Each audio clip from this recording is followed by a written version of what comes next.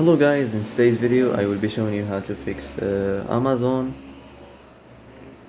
loading problem. So the answer is easy. Just go to the settings and then scroll down to the apps section and then go to the search and search Amazon and then go to the storage, and here you will find this clear cache option. Click on it. Now you can go check it if it worked, and if it didn't, you can try to restart your phone or turn the Wi-Fi off and on, or the Bluetooth or the airplane mode.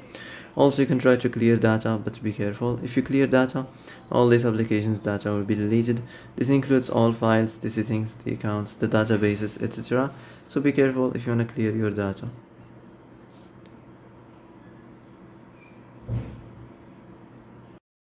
And that's it for today's video. I hope this is the answer you've been looking for. If you like this video, don't forget to like and subscribe, and see you in the next video. Thanks for watching.